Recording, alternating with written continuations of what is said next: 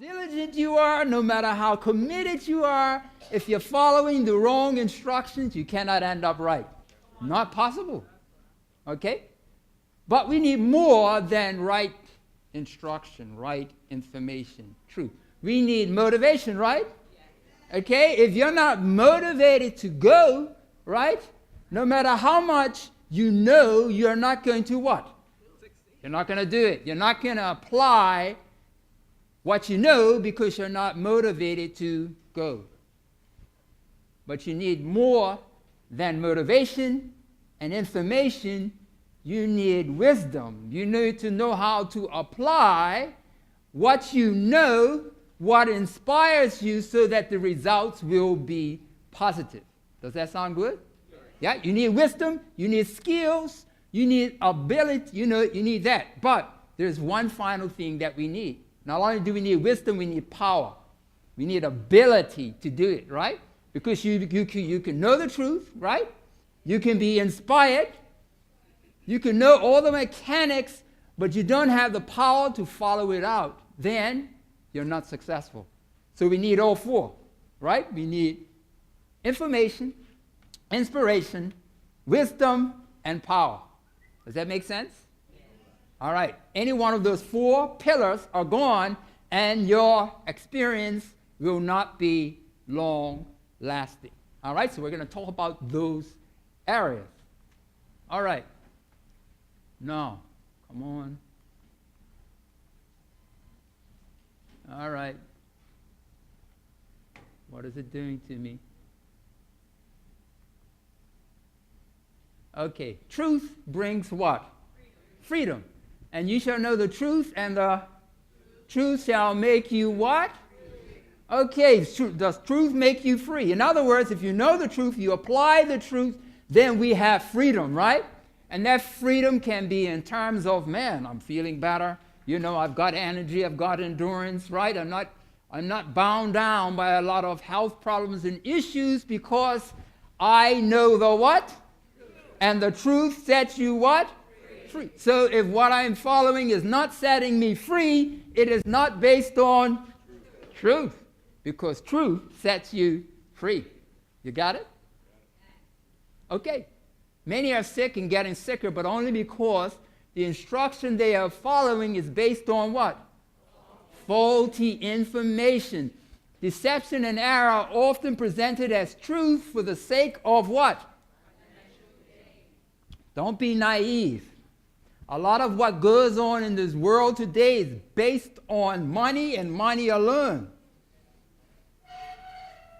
Even the instruction regarding nutrition and the care of our health sometimes is faulty. I would go so far as to say a lot of it is faulty. And it's designed that way for a purpose. And that purpose is so that the few may be rich at the expense of the many. This is reality, how the world functions. But you shall know the truth, and the truth shall set you free. So we're going to talk a little bit about truth. Some of the myths that keep us sick and unwell, today we will also reveal the truth as expressed in what? New Start. And we've all heard about that, right? Truth that brings health, hope, and healing. So that's what we want. We want a comprehensive approach to that so that we can be truly free, because truth brings freedom. Now, inspiration keeps us what? Committed. You want to be inspired, right? There are a lot of people who know better but don't do better. They have correct information about the habits and practices, but they are not moved to change the way they live. A lot of us are like that, right? Probably some of you right here, right? Yeah? Yeah? We know, but we don't follow. We know, and we go right down the road, right? We drive right to that store, right? And we buy that stuff, even though we know it is not the best for us. My question to you is why? Why do we go full head and do things that we know in and of themselves are not good for us. Bad habits? It's easier? It's easier. What's that? We like to follow other people. Yes? It feels good. Gratification, right? Yes. All right, the addictive process of the food. So all of these are factors that keep us, as it were, following in a pathway that is actually destroying us. And we're okay with it? How sick can you get? That you will deliberately, intentionally follow something that you know is destructive to you. What is going on here? Why do we do this? I believe people are moved to change the way they live when to them the cost of remaining the same is viewed as suicidal, repulsive, or destructive to themselves, their lifestyle, their God, and the people they value most in their life. Okay.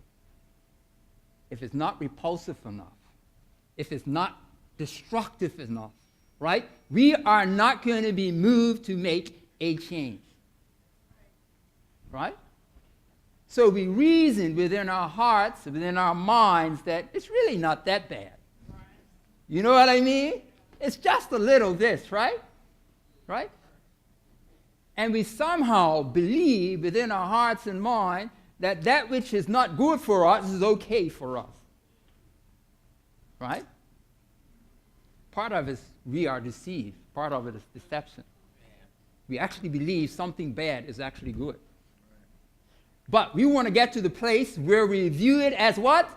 Suicidal. If I keep doing this, I'm going to commit suicide. Personal suicide.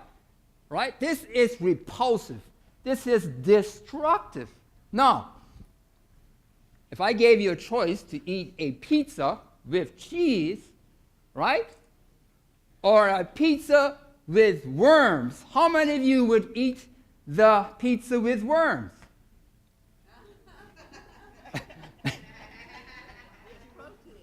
Nobody puts up their hand. And why won't you put up your hand? Because we in our mind, this is repulsive. How could anyone dare eat that, right? Yet there are some places in the world where people eat things like worms and all these other things, right? So to our minds, cheese pizza is okay, but worms pizza, no way. No way I'm going to eat that, right? That's repulsive. If in my mind I view cheese pizza in the framework as I view pizza worms, I would not eat that pizza. Yes? So part of it is that deception. And we need to open back and really take a good look so that we can understand what is at play, what is at work here. If indeed what I think is great is actually great, or maybe it's truly toxic. You see, because when our minds and our perceptions, right, changes, right, our behaviors and our feelings change based on those perceptions. So if I perceive something bad as though it is good, then my feelings will be that it is good, and my behavior will be the same way. So in reality, we are actually perceiving that which is bad is good for us. Yeah.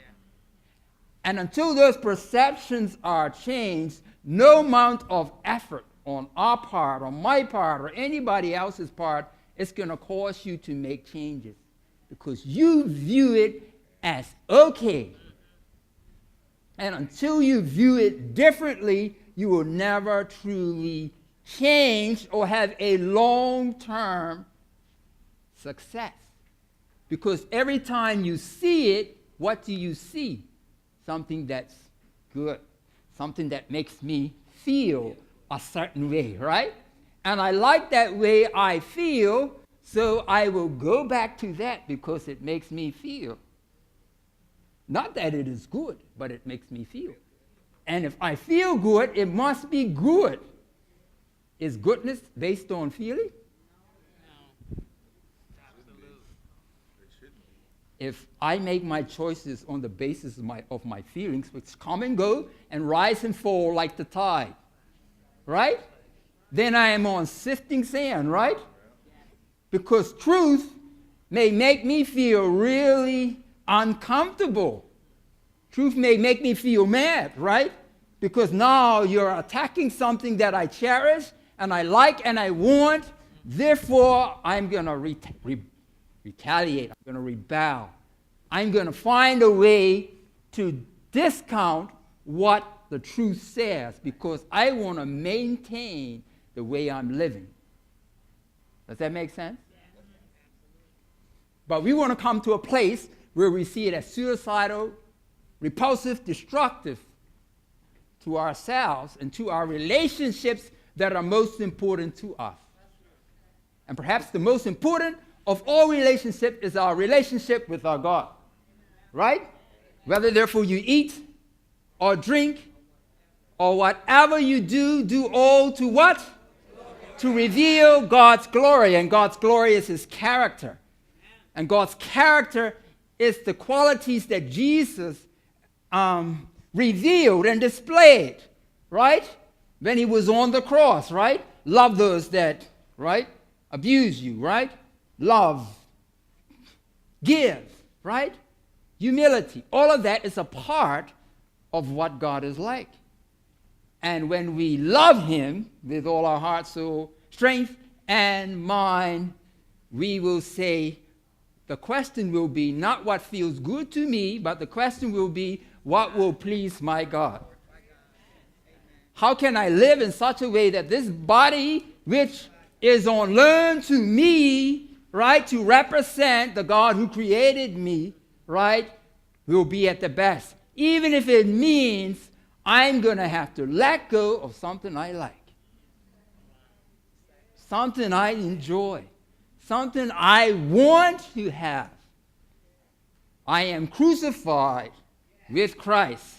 Nevertheless, I live, yet not I, but who lives? Christ lives in me, and the life I now live in the flesh, I live by the faith of the Son of God, who loved me and gave himself for me. And if he gave all heaven for me, what is it for me to give up something that I cherish that actually really destroys me? Even though momentarily I feel better, but in the end, I'm no better. I'm worse. Rise to the challenge. Accept the challenge that you may experience the exhilaration of victory. Many years ago, I was in a place called Wildwood in sanitarium and hospital in Georgia. It looked like this was this very tall hill or mountain, and I decided I would walk up there with some other people. And as I started to go, what do you think happened along the way? Man, I started to breathe a little heavier, right? Right, because this was real high, right? But I pressed on, right? And when I got to the top, and I looked out over the valley, man, I felt so good. Man, I felt exhilarated, right? Exhilaration, right? I felt calm. I felt peace, right? I felt harmony. I felt togetherness. But I didn't feel that when I was down at the bottom. I felt that after I struggled through the journey. Yeah? So the blessings and the joy that is for us to experience comes as a result of us pressing through, denying ourselves, and that joy and that peace is long-lasting. It's not a momentary thing where you feel good for a while and then you're depressed, right? You're falling asleep, right? Because you had something with so much fat in it, like a whole lot of ice cream, right? It causes the red blood cells to clump together, which carry oxygen to your cells, right? And nourish you and keep you awake. And so they clump together, and so the oxygen cannot be attached to the red blood cells, so you feel irritable, frustrated, dull, tired, bored. You know, a lot of people go around and say, I'm all bored. You know you're bored because you're not getting circulation to your brain cells, right? And the way you get your circulation, right, is to be on a low-fat diet and move. Drink plenty of water. That will clear out your brain cells, right?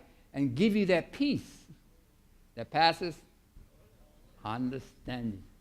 All right, so we need inspiration. People are moved to change when their understanding, the current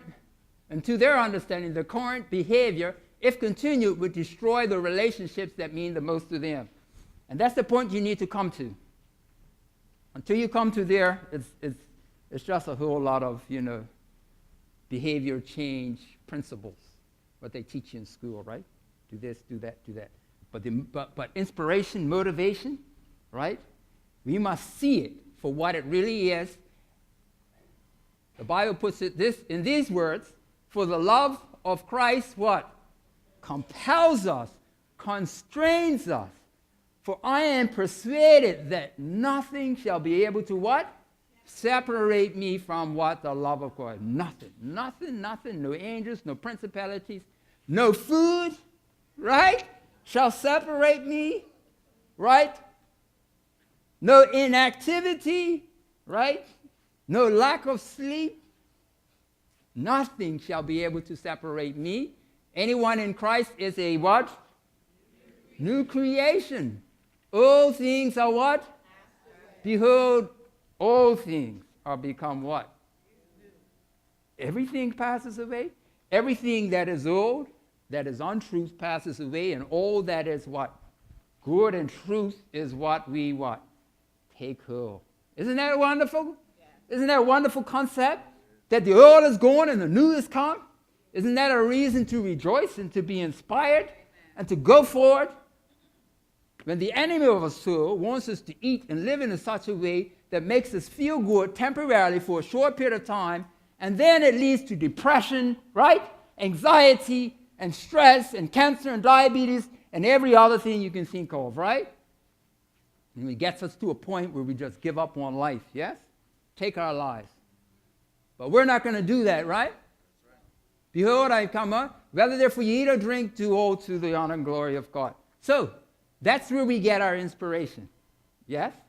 The one who loves us, the one who died for us, the one who's coming back for us, the one who made us and made this world and spoke it into existence.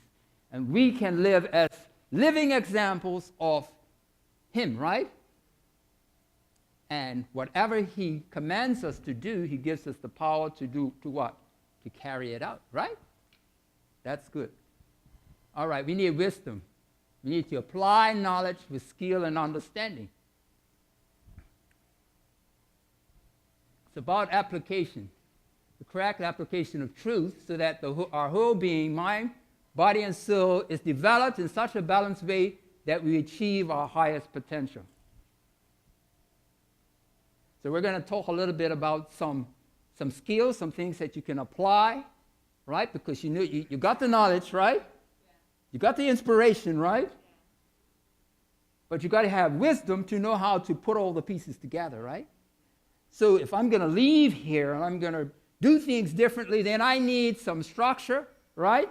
I need to be able to analyze where I'm headed, right? And what are the potential issues that I will face when I go back home?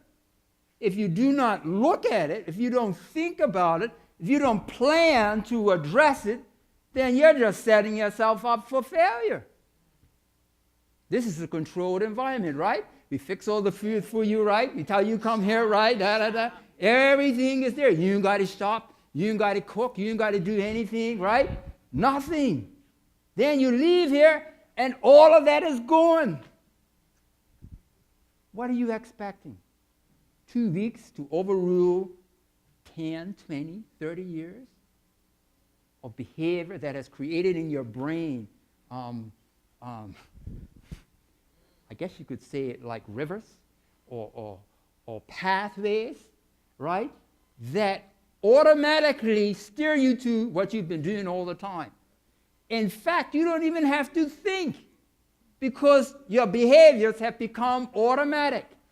So they're automatic. You go home, you go to the refrigerator, you take out the ice cream, you sit down in front of the TV, right? You eat, you fall asleep, right? You wake up in the morning, you rush out to work, right?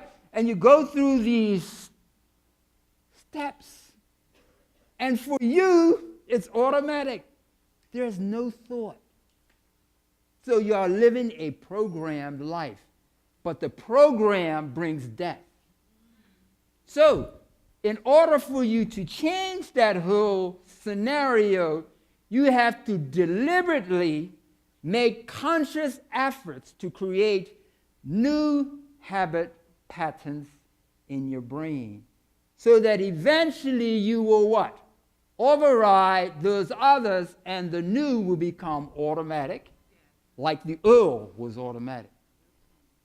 And this requires a lot of extra effort on your part.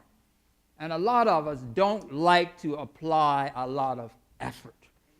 We want things instant and easy, right? We somehow believe that if there's a struggle, it's bad for us. But we need to reframe what we're saying and what our thinking, right? That if I really want to get to the mountaintop, it's going to be a struggle. It's going to be a challenge, right? It's going to be sweat, blood, and tears, right? It's going to be all of that, but I'm willing to go through all of that because what? It's worth it, and it's the only way I'm going to get there.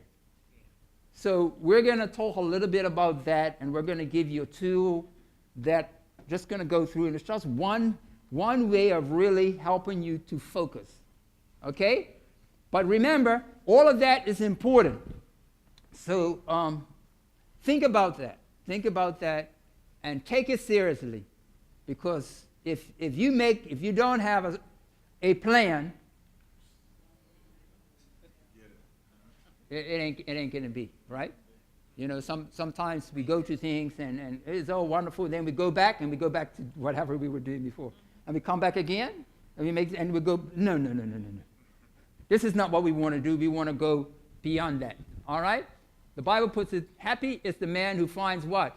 Wisdom, and the man who gains understanding. So if you've got this wisdom and understanding, you know how to apply, and as you apply, you experience the benefits. There are a lot of people who know better, want to do better, but don't know how to apply the knowledge to ensure a more healthy and balanced lifestyle. So that is our intention, to help you to come to a place where you can apply the knowledge to ensure health.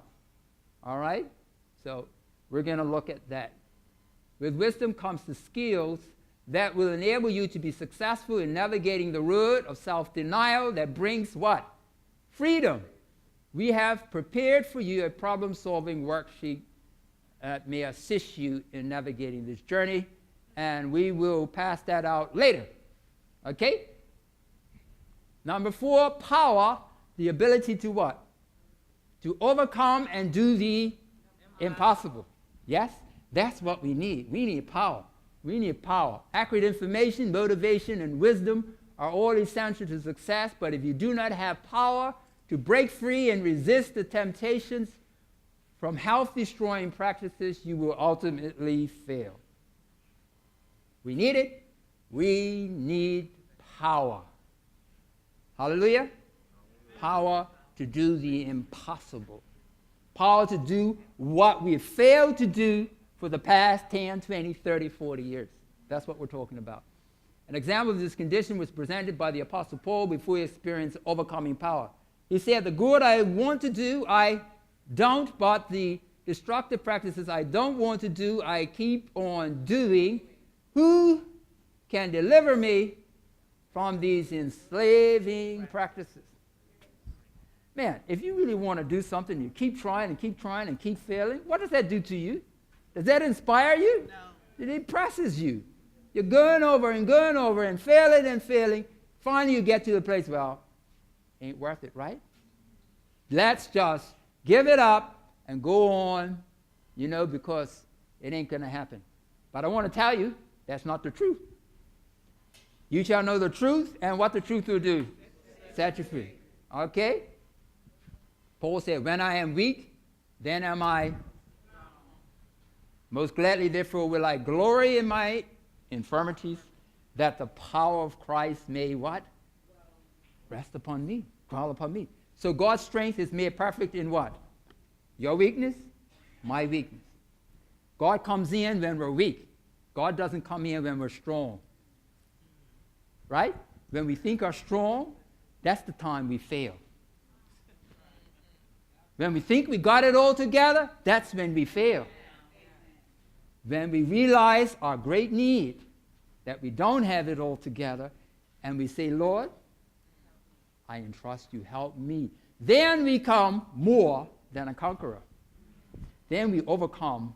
You know, the world teaches you the wrong way. The world teaches you, you can do it. You can do anything. Paul said, I can do all things through Christ. And that's the difference. The world teaches I can do all things by myself. So you pull yourself up by your own bootstraps, right? You good, you do it. Everybody praises you, right? All of that, right? But that's not the good plan. No, that's the self-centered plan. And it always leads to failure.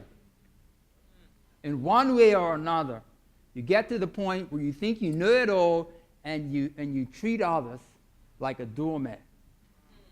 And you look for praise and glory and adoration of others, right? And you live on the mountaintop and you don't worry about the people who are down in the valley, right?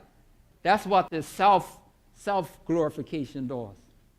But the true relationship with Christ brings us to a place where we will sit with the drunken. Yes. We'll give them food. We'll smile. We'll talk with them just as much as we'll talk with the people on Capitol Hill. And that's what the living truth does for you, the power that we can have. All right? So your weakness is your very condition for success. The fact that you failed and failed and failed is the very condition necessary for you to actually be more than a conqueror. But we don't believe that. We believe if we get stronger, we'll do better. No, you don't do better by getting stronger.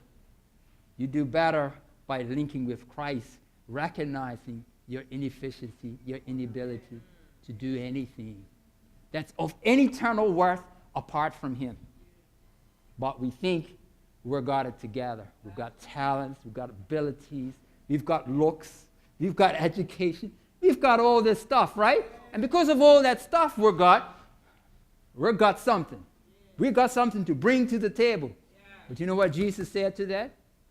All our righteousness is as filthy rags. Filthy rags, filthy rags. The best you can do is filthy rags. But do you know what happens? When you link up with Him and say, Lord, this is going to be a rough journey. I know what's going to happen when I go home. My spouse, my kids, my closest friends, right? All of the associations you have that are linking you back to those habits and practices that have brought you here in the first place are going to face you when you get back home. The question is, what are you going to do about it? What are you going to plan now so that when you go back, how are you going to deal with it? Because if you don't plan, you're going to fail. But we don't want you to fail. We want you to be more than a conqueror. All right. You know what? I don't know if we'll be able to. Well, let's do a little bit more, and then we're going to go to this handout I had. Okay. Now, one of the issues when I said we said that I started out saying that truth sets you free, right? So if you're following something that is not true, right, and you're following it diligently, it's never going to bring you to a point of freedom, right? So we need to expose that which is what? erroneous, untrue. So we're going to do a little exposure, right? Just so that we can get some sense as to why we should be doing what we're telling you, instructing you, advising you to put into your life. Now, disease is our number one health concern. Is that true or is it false? That's what we have been taught. Now, follow me. This is why they say that. There is nothing good about what? Heart disease, cancer, diabetes. The cost is what? Life is filled with pain, disabling conditions, loss of mental faculties, early death of people that are significant to us in many ways, loss of personal family savings, etc., right? Disease can't be good. It's an enemy. We need to find the cure. Then everything will be okay. No. That's not true. There's another viewpoint. Disease is a friend. I want you to listen. I want you to listen. Disease is a teaching tool. It's not your worst enemy. We'll get to what your worst enemy is. The high levels of suffering and early death is directly a result of approaching disease as the enemy. This is people who believe that disease is a friend. Disease is a friend, a fire alarm, a wake-up call from nature, warning us that our personal choices and desires are the real problems that need to change. Now, this whole series is looking at what? Our amazing what? So, regardless of what you do, your body is going to put in motion a process to bring about what? Healing. So it does the best with what we give your body, right? Amen. What we give the body works with it, right? So now this is one of the motivating statements I have. It's from a book entitled Ministry of Healing. It says, disease is an effort of nature to free the system from conditions that result from a violation of the laws of health. Think about it. It's not a common statement. If disease is an effort of nature to free the system from conditions resulting from a violation of the laws of health, then the real problem is not disease, right? But the laws of health that have been violated. And your body is actually trying to bring about a state of wholeness. Now, so it's a positive. Now, let me give you an example. Fever is a friend, but most people think that fever is bad. So the first thing you do when you get a fever is to take some sort of a drug or tablet to bring the fever down. That, if you view it as an enemy, but it's actually a friend. They took some lizards. They injected them with some bacteria infection. Half of the lizards, they let them alone. And what did the lizards do? Anybody tell me. What did the lizards do that they did nothing to them? They injected them. Where did they go? What did they do? What did the lizards do?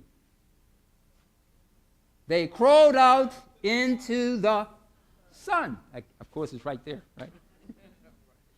It increased the temperature between 104 and 107.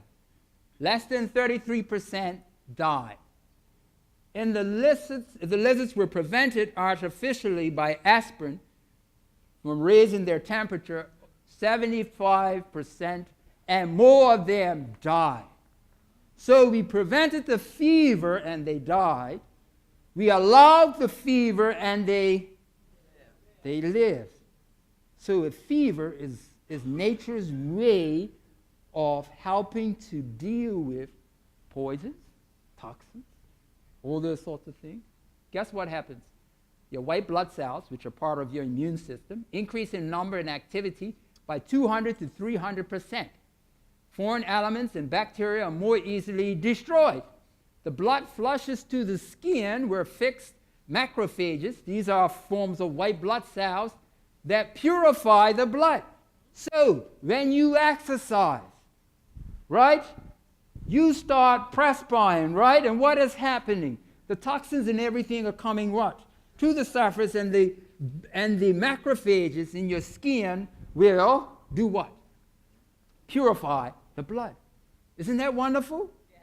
So movement is essential because it purifies the blood.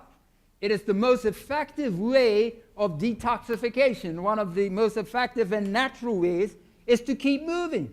So when we don't moving, what are we doing? Actually, we're increasing toxic buildup, right? Isn't that wonderful? Amen. So, disease is an effort of nature. So, whatever you're going through, right? Nature is trying to do something. You get a fever, right? You don't feel like eating. Is that good or bad? It's actually good. Fasting for the first 24 to 48 hours after, onset actually boosts your immune system significantly. So that's nature's way of trying to boost your immune system. Stop eating. Most illnesses will improve if we just stop eating. All this food, excess food we're eating. Eat some fruit for a few days, right? You'll be better. Most of our problems. So, fever is a friend. The disease care model, when disease is viewed as the problem, we don't see ourselves as being responsible for our state of ill health. I'm not responsible. I go to the doctor and he's the one to do what? Fix me. We look to experts outside of ourselves to provide fixes, usually in the form of pills that for many of us, we then take for the rest of our lives. I was speaking with a patient who came to me. He was diabetic, taking medications, and his eyesight was fuzzy and all of that, right? Well, he was frightened. He was a young man, he had children, and he said, Dr. Gibbons, whatever you tell me to do, I'm going to do. Now, had this person reached the point where they are willing to let any and everything go, right? That he may have life. So, he followed my instruction, and guess what? Everything improved, right? He had to decrease medication. And the doctor said, you really don't want to stop taking medication, right? Even though his blood values were all normal. Many times, it's just this built-in thing, Once you start, you're there. You're diabetic. You're diabetic for life. You believe that? No. Do you buy into that? No. Do you buy into be labeled? You're this, you're that, you're the other. And because you're this, you need to take this, that, and the other? No. What does the Bible say? He that the Son sets free shall be what? Free indeed. So we have freedom. Yes? Once an alcoholic, always an alcoholic? No. Don't believe that. Don't buy into that. God will set you free and keep you free if you continue in His word and His way. I tell you. What else do? We become passive participants, never experience true healing and a more abundant life. There are a lot of older people I know who, they come to me and they go right back to the doctor, right? Yes. They got all these pills, and they religiously eat those pills, take those pills. You give them another option, they don't even hear it. They are convinced that what they need is pills. Is that a good thing? It's not a good thing.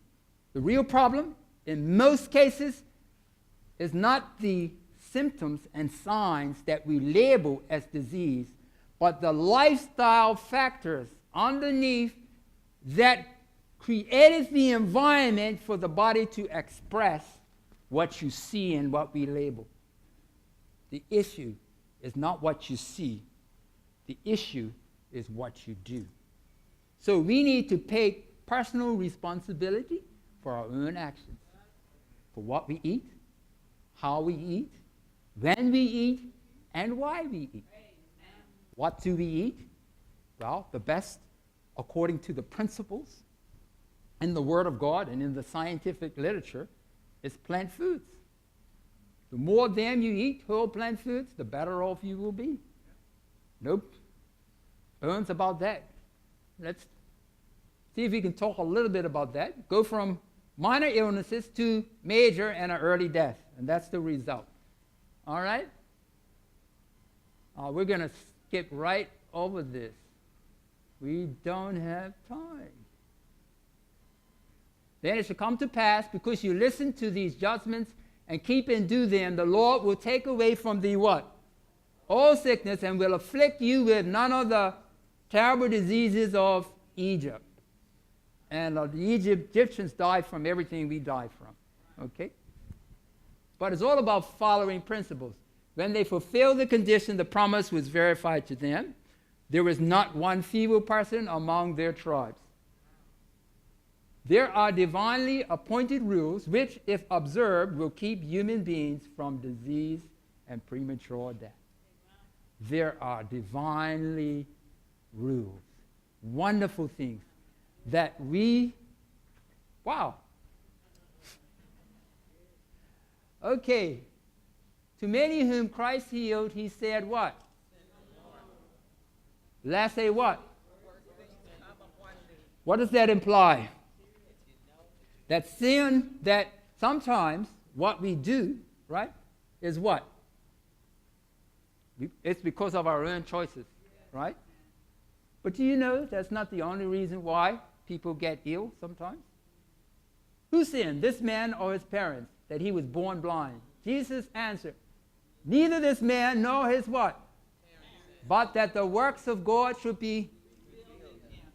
Now this is deep. And you know what's deep about this? God allowed this man to be born blind, knowing when Jesus would come on the scene, right? Many years later, right? There would be a whole lot of people that through seeing this man go from blind to seeing would use that occasion to accept Jesus as their personal Savior. So sometimes God allows these things for a greater good. It's not about the few years we live here, but it's eternity that God is preparing us for. To live not for 70 years, but forever. So he allows circumstances, situations to come about in our lives, and even uses our bad choices as a means to bring us closer to him. Isn't that wonderful? Amen. Hallelujah. My grace is, for my perfect strength is made perfect. You know what? We really can't cover a lot what I was hoping to cover. And I tell you what I'm going to do. I'm just going to do just a couple of more slides. I have set before you life and death, blessings and curses. Therefore what? That both thou and thy. Isn't that wonderful? I am come that they may have what? Life. And they may have it more abundantly. You are what? Chosen. Royal priesthood. Holy nation. The special people that you should what? Of him who has called you out of. That's why. That's what it's all about. That you can proclaim to a world that is eating the wrong way, living the wrong way, and possessed of all manner of diseases, and be able to share with them a better way, a way to live, so that they can be more than conquerors. Pure air, sunlight, abstinence or self-control, rest, proper exercise, diet, use of water, trust in divine power, these are the what? True remedies. In the case of sickness, determine the cause. What is the underlying cause? Is it inactivity? Is it poor eating? Is that why I got this cold? That's why I got the flu or whatever else? Change the condition. Infection, elevated blood sugar, whatever it is, correct the wrong habits. Start exercising, eating whole plant foods. Assist nature to expel impurities and reestablish wellness or wholeness. We can use water, we can use garlic, prayer, any number of things. So these are all things that we can choose. And of course, the principles as we've been talking about, and I don't have time to go into it. Maybe we'll touch on a few of it a little later. But believe you me, there is power in these 8 principles that can transform people's lives. And I mean people that are terminally ill can be transformed by making simple lifestyle changes. Well, we are not going to have time to go into that. But what they will pass out for you is a healthy lifestyle problem-solving worksheet. And beg your pardon?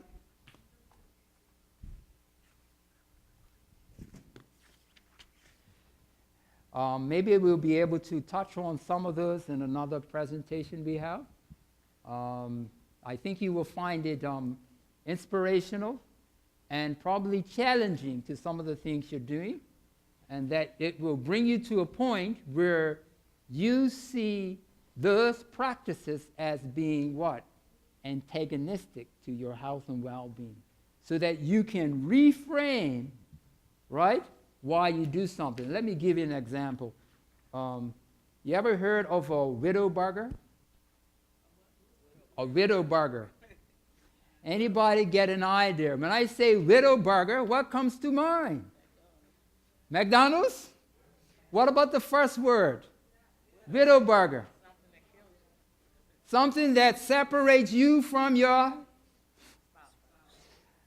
This was a reframe of an individual who said, when I look at this traditional burger, right, my reframe is, this is a widow burger. Are you following me? Because if I follow this plan, I will be without my spouse. It's not that juicy, delicious, wonderful thing, right? That lip-smacking good, which is actually a lie. There's no truth in it. It is a deceptive ploy to get you to think that something that is bad for you is actually good for you. And the end result, you end up with what? Disease. Yes? Okay. We're going to take a look for a couple of minutes at a worksheet, if you got that. And we're going to finish with this.